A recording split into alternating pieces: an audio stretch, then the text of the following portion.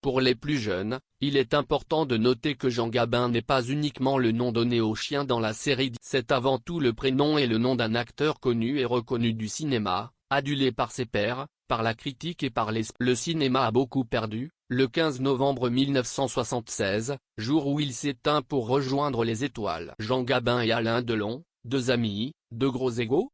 Les deux comédiens sont réunis à l'écran pour la première fois en 1963 dans Mélodie, un vrai bonheur pour tous les cinéphiles, heureux de voir deux stars du grand écran se donner la réplique pour la toute. Jean Gabin s'y connaît en monstre sacré, lui qui a déjà collaboré avec Fernandel, Lino Ventura et Jean-Paul Belmondo. L'expérience sur Mélodie en sous-sol se passe bien, et c'est 5 ans plus tard que les deux comédiens se retrouvent dans Clan des Siciliens, 1969. Henri Verneuil est heureux d'accueillir les deux stars, mais leur amitié est ternie sur le plateau, à cause de l'ego. C'est du moins ce qu'affirme Mathias Moncorgé, le fils de Jean Gabin, dans les colonnes. Il voulait que son nom soit en premier sur l'affiche et cela avait énervé papa qui n'était plus dans une brouille qui n'est pas sans conséquence puisqu'elle aurait occasionné une scène de ménage entre Jean Gabin et sa femme Dominique Fournier. Mes parents avaient célébré leurs 20 ans de mariage et il a fallu qu'Alain Delon foute. Lino Ventura, agacé par le comportement d'Alain Delon, décide alors d'intervenir.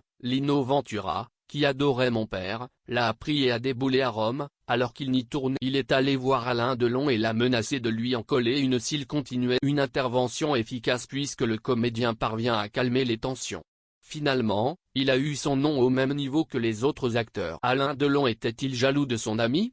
Il reconnaît volontiers avoir été impressionné en le rencontrant, le simple fait qu'un homme comme Jean Gabin se soit levé pour me dire bonjour, monsieur et me serrer la main m'a laissé pétrifié. D'autant que j'en avais plein la vue de cet homme qui, l'année de ma naissance, avait déjà tourné Pépé le Moque. Le tragique décès du comédien. L'acteur aurait aujourd'hui 118 ans.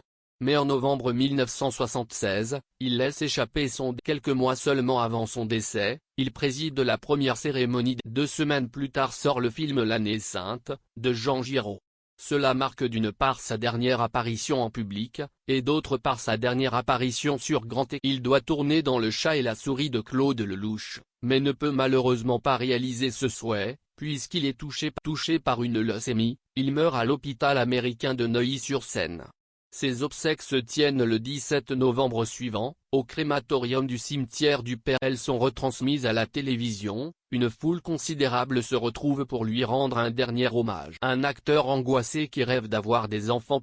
Le comédien réalise son rêve de paternité à 45 ans, avec sa 3e épouse. Son fils se rappelle de son enfance avec un père angoissé, on partait toujours avant les vacanciers et on rentrait après pour qu'il n'y ait personne sur la route et qu'il n'y ait pas. Maman était devant avec le break et on suivait à quelques kilomètres derrière au cas où elle tombe en panne ou ait un accident. Son angoisse se ressent aussi au travail, puisqu'il est toujours persuadé que sa carrière est sur le déclin, à la grande surprise de ses proches et collègues acteurs, spectateurs de son immense film. Il investit d'ailleurs dans un domaine pour se trouver une belle sortie de secours au cas où il ne soit plus appelé pour jouer. À Fernandel qui lui avait dit qu'il ferait mieux d'investir dans la pierre, mon père lui a répondu que la pierre s'écroule alors que la terre. En plus papa était